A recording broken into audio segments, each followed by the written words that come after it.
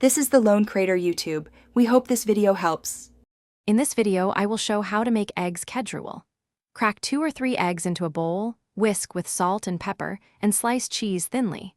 Heat a non-stick skillet with butter until foamy, add whisked eggs, then gently fold in chilies and herbs. Top with cheese so it melts into the eggs. Slide onto a plate and enjoy with warm toast and a cup of tea. Start by assembling ingredients so cooking moves smoothly. Whisk eggs until you see tiny bubbles for a light texture and season with a pinch of salt and pepper.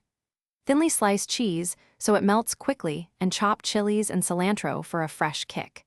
Keep butter and a spatula nearby. Having everything ready prevents overcooking and helps the cheese incorporate evenly into the eggs for a creamy finish. If you are enjoying this, please like and subscribe to support the channel. Quick recommendation: I picked up the simple path to wealth, and it shifted my money mindset in fun, practical ways, like thinking differently about saving and spending. It pairs oddly well with cooking habits because smarter finances free up time for things like home meals.